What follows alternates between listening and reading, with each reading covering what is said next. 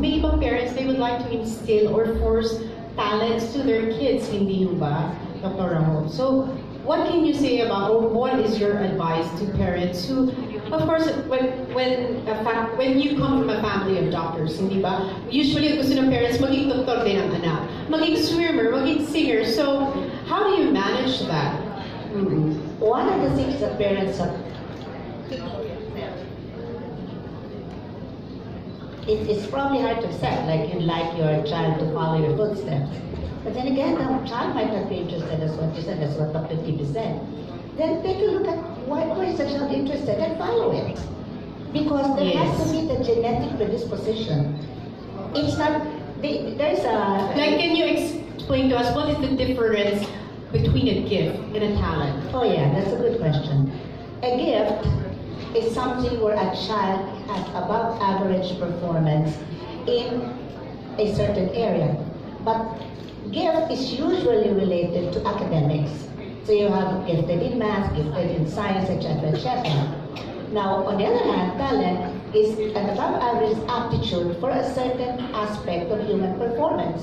However, in Europe, they don't distinguish between gift and talent. So a lot of the programs in Europe would be programs for the gifted and talented. However, if you read Gagne, Dr. Gagne, who's a Canadian, he says that a talent, if properly developed, becomes a gift. Because the interest that was there, and provided that there is the prerequisite area that is achieved, then what happens is that with how many thousands of hours of practice, 10,000 hours of practice, to really hone it, it becomes a gift. So eventually, the gifted and the talented are the same in the sense that the performance is this way. But it's very important to identify that, because in the Philippines, we actually talk about the gifted, but we seldom talk about the talented. But we appreciate them when they sing, they dance, and they are usually in a show. But other than that, there is no program that is distinctive that will develop the talent into a gift. And we need that in the Philippines. And I'm glad that Wyatt is into this, and that eventually we'll be honing the skills and helping the parents do that. Exactly. You know, there's so much to learn from each and every one here on stage this afternoon, but because of the limited time. But you know what? We still have a lot of other guests who can explain and talk to you further about honing your kids' talents and skills and the proper stimulation and proper nutrition.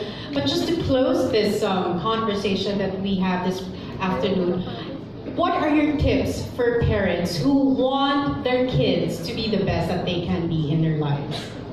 You can start. Okay. Siguro let me start off. When we talk about appropriateness of exposure or when to begin detecting and developing talents, what we as parents need to be sensitive to the cues or to the things that our children will show to us. So it's that sensitivity. So when is it time to identify talent? As early as possible, we want to expose our children to everything. We want to expose them to a lot of things because we don't know if this particular area or skill might be the talent that they will excel in the future. So let's be sensitive to that developmentally appropriate